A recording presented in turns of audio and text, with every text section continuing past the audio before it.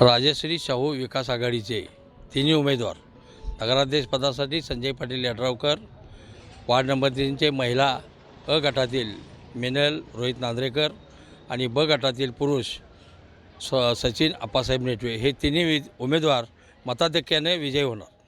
इतकी वॉर्ड क्रमांक 3 मधील जनता त्यांच्या पाठीशी आहे का? पूर्ण जनता त्याच्या पाठीशी आहे.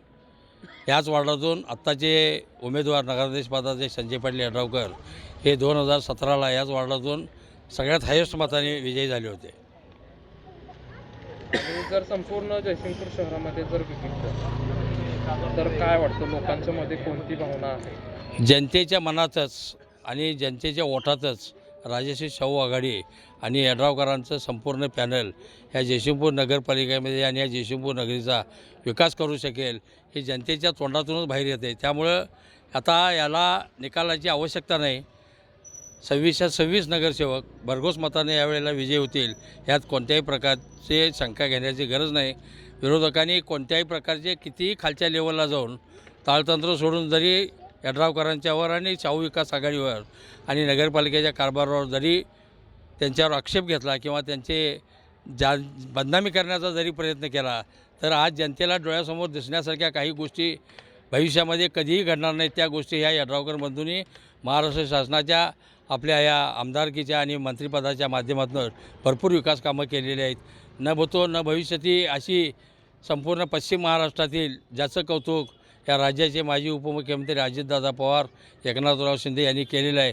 अशी 7 मजली इमारत आपल्या ह्या जयसिंगपूर नगरपालिकेची मध्यवर्ती भागात उभी केलेली आहे. याचं कौतुक दस्तूर खुद्द उपमुख्यमंत्र्यांनी इथं जयसिंगपूरच्या जाहीर सभेत त्या इमारतीकडे बघून केलेलं आहे. अशी भरपूर विकास कामं ह्या जयसिंगपूर नगरीत झालेली असल्यामुळं या विरोधकांना आता काही आरोप करायचे शिल्लक राहिले नाहीत.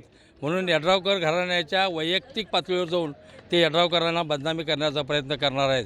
पण 3 तारखेला दुपारी 12 वाजेपर्यंत ही जयसिंगपूरची जनता त्याला निकाल दाखवेल आणि त्याच वेळा हे विरोधक 5 वर्षे ह्या जयसिंगपूर शहराकडे बघूनसुद्धा बघणार नाहीत. अशी परिस्थिती या जयसिंगपूरची निर्माण होईल 3 तारखेला संध्याकाळी.